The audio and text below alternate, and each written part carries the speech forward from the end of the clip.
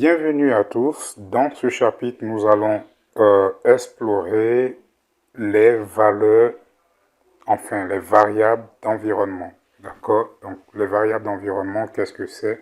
C'est tout simplement des valeurs dynamiques qui utiliseront ou qui utilisera notre mémoire pour accéder donc à ces données plus rapidement. Cela, nous pouvons en pratique voir les commandes comme ls, au fait, qui nous permettent, d'accord, d'exécuter par exemple des commandes tout simplement qui se situent dans une valeur d'environnement. Voyons un peu les valeurs, sinon le chemin d'une valeur d'environnement. C'est tout simplement, on peut faire echo path. Ici, nous voyons où se situent au fait toutes ces commandes, que ce soit ls et autres. Donc, dans cette partie, lorsque nous allons ajouter des commandes ou des chemins donc, à cette valeur variable d'environnement, cela permettra donc d'exécuter peu importe l'utilisateur. Donc, ça nous donne au fait accès, permet à tous les utilisateurs d'exécuter une commande. Bien, voilà ce que nous allons faire. Nous allons donc en pratique rapidement voir comment cela peut s'effectuer. Bien, mais avant, allons-y, nous allons taper la commande env pour voir au fait toutes les valeurs, enfin presque toutes les valeurs d'environnement que nous pouvons ici avoir. Voilà, nous avons ici, nous allons remarquer notre shell qui est très important. Ici, il y a bash, il y a plusieurs, il y a ZSH qui est très important. Donc, nous avons ici, nous avons le home qui est, voilà, Kali. Donc, l'utilisateur ici et puis son répertoire personnel. L'utilisateur ici, c'est user, d'accord. Nous allons utiliser ces petits paramètres dans la suite pour créer un petit script, d'accord, bien que cela ne soit pas encore l'objet de ce cours, enfin de cette partie, nous allons donc voir par la suite comment cela se fera. Bien, nous avons cela, nous allons, rien n'est secret sous Linux, rien n'est secret, il suffit donc de chercher, vous ne pouvez pas tout mémoriser, mais certaines commandes, bien sûr, sont très importantes. Voyons quelque chose ici, ça nous permet d'afficher toutes les commandes. D'accord? Quand on lance ça, ça nous permet d'afficher en fait toutes les commandes et de façon commentée. D'accord? Et de façon commentée. Donc, la même chose, vous tapez seulement 7, bien, et que vous voyez au fait tout. Nous, ce qui nous intéresse ici, dans cette partie, nous allons au fait East Size, qui est tout simplement, on peut dire, la taille donc, des commandes qui sont enregistrées, donc le nombre de commandes enregistrées, donc lorsque nous avions eu à taper donc un peu l'historique des commandes, donc combien de commandes cela enregistre, donc le système enregistrera, donc ici 1000. Et toutes ces commandes, nous pouvons les vérifier dans cette partie. Voilà, vous pouvez après donc vérifier toutes vos commandes qui ont été tapées dans cette partie et voilà, savoir un peu qu'est-ce qui s'est passé sur votre système. Bien, nous allons de façon, je peux dire temporaire, modifier, ce que je conseille d'ailleurs, donc c'est ce que je vais vous montrer. Modifier cette valeur à 1 lorsque vous faites des opérations sans laisser de traces. Bien, qu'est-ce que nous allons faire? Nous allons faire it, voilà, j'avais déjà fait, donc je peux faire it 0. Donc il y aura forcément une commande. Nous allons faire echo, tout simplement. Echo, ici c'est une commande comme print. Si vous avez eu à voir un peu d'autres commandes, nous allons faire echo, par exemple echo ici. Nous allons faire echo, ensuite suivi de dollar. East, d'accord, size, voilà. Donc nous avons bien et bien 1. Donc si nous vérifions les commandes déjà tapées, nous verrons seulement une seule commande avec les touches haut et bas. Nous verrons simplement cette commande. Bien. Voilà, donc cela est très intéressant. Maintenant, voyons comment nous pouvons exécuter une commande et la mettre d'accord dans notre path, d'accord, donc dans notre chemin des variables d'environnement. Bien, voyons comment on va le faire plus rapidement. Voilà. Qu'est-ce que nous allons faire? Nous allons d'abord, dans un premier temps, créer un fichier, un dossier d'abord. Nous savons le faire. nous allons faire mkdi et nous allons faire doc perso, d'accord? Nous allons faire doc perso. Et à l'intérieur, nous allons créer tout simplement un fichier. Comment nous rentrons nous vérifions que c'est bel et bien créé. Nous avons donc doc perso ici. Bien, nous allons donc entrer donc dans ce répertoire qui est doc. Vous pouvez faire tabulation, d'accord, c'est du doc. Voilà, doc perso et c'est fait. Maintenant, nous allons créer ici un fichier exécutable, d'accord, un fichier exécutable. Nous pouvons créer, nous avons plusieurs façons de créer.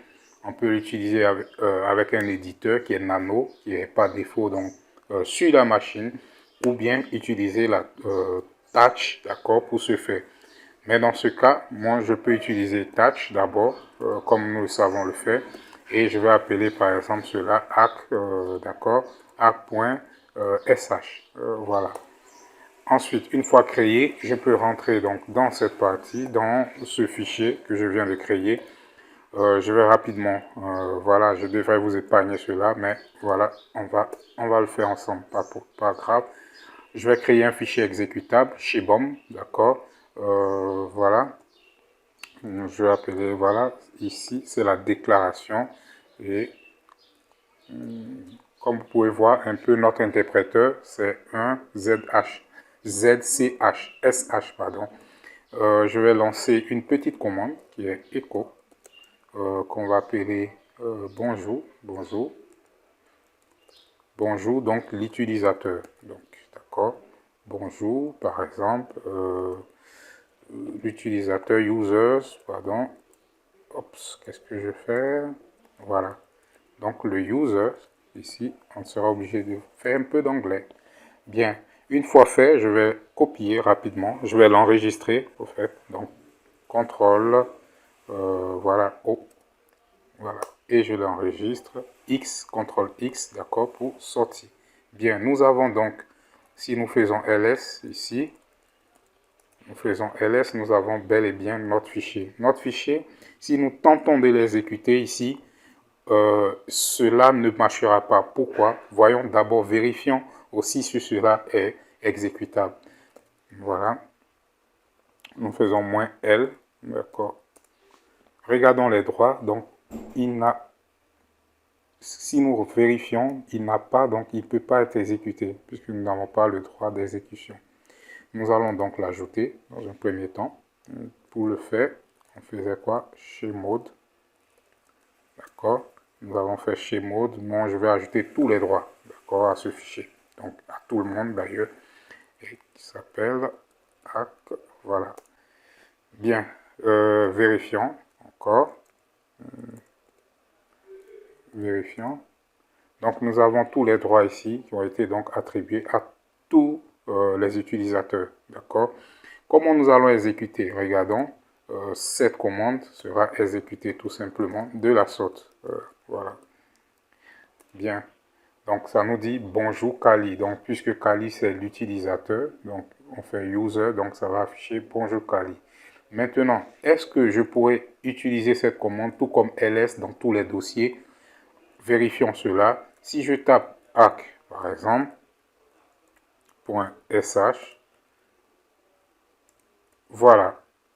On nous dit donc que la commande n'a pas été trouvée. Pourquoi? Tout simplement parce que cela ne fait pas donc partie de notre valeur d'environnement. D'accord? Maintenant, comment nous allons vérifier la valeur d'environnement, puis ajouter donc notre dossier? D'accord. Bien, voyons, nous allons sortir.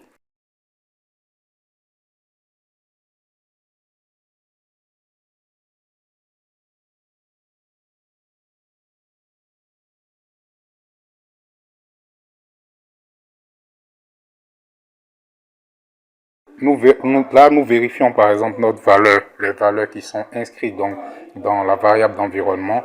Nous avons donc plusieurs dossiers. Pour ce faire, lorsque nous voulons ajouter une valeur ou une variable par exemple à lorsque nous voulons donc afficher, d'accord, nous voulons ajouter à notre valeur, à notre variable d'environnement, des dossiers ou des chemins. C'est tout simple. Nous allons faire quoi? Nous allons écrire path, d'accord?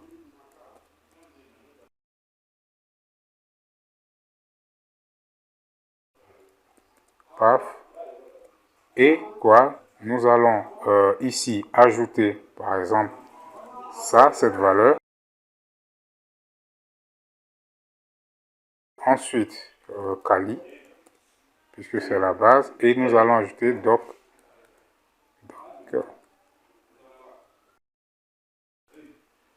perso. D'accord? Donc, nous venons d'ajouter, nous vérifions.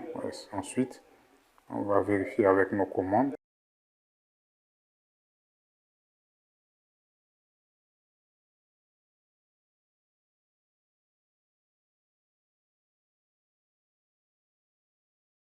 Nous vérifions donc, nous vérifions notre chemin, notre variable d'environnement. Alors, nous vérifions, nous voyons que cela vient d'être inscrit. Maintenant, vérifions que nous pouvons lancer cette commande, peu importe notre position. D'accord? Peu importe notre position, voyons si nous pouvons le faire. Nous allons lancer tout simplement hack, d'accord? Voilà, et ça marche. Donc, nous avons ici, donc, bonjour Kali, nous avons, parce que nous avons ajouté cela. Bien, les gars, voilà ce que vous devez retenir. Il ne faudrait pas surcharger, donc, la variable d'environnement inutilement. Cela est très important parce que ça permet souvent, lorsqu'il y a trop de valeur dans cette variable, ça permet au fait ça ralentit donc le système. Donc ça peut aussi vous causer vraiment beaucoup d'autres problèmes, surtout la traçabilité et tout ça. Donc faites de sorte que vous n'ayez pas assez d'accord enfin, euh, de chemin donc, dans votre variable d'environnement. Pour ce faire, pour supprimer par exemple cela, moi j'ai une astuce très simple, je copie, voilà ce que je voudrais garder et je supprime le reste, je copie. Ensuite, je réécris comme on l'a fait tout à l'heure et voilà, j'ajoute de nouveau donc à cette valeur. Bien, donc voilà un peu comment les gars cela se passe.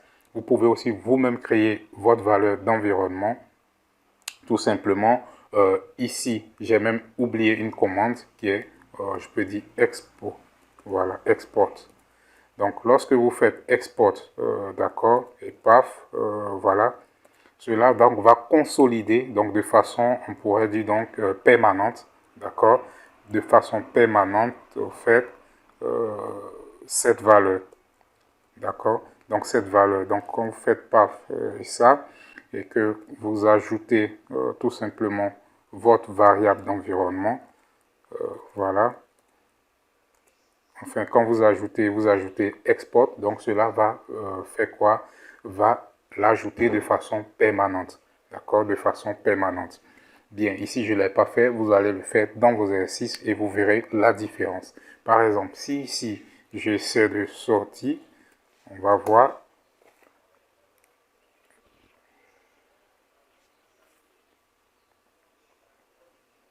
Nous allons voir ici, faisons écho, d'accord? Écho, et faisons ça, d'accord? Voilà, vous voyez que cela n'a pas été ajouté cette fois-ci. Pourquoi? Parce que je l'ai fait de façon temporaire. Donc, pour faire de façon permanente, vous ajoutez tout simplement export, d'accord, à votre commande export, tout simplement. Et vous faites quoi? Paf, voilà, on fait paf égal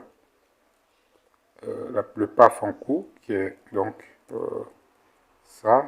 Ensuite, nos deux points, ça, home, le chemin, voilà, où se situe votre dossier, par exemple. Le mieux est de mettre dans un dossier. Donc, moi, je mets doc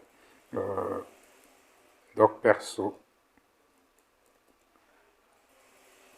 Voilà. Donc, une fois fait, nous pouvons vérifier encore notre PAF. Voilà, nous avons notre dossier. Cette fois-ci, vérifions. Nous allons donc fermer et revenir encore.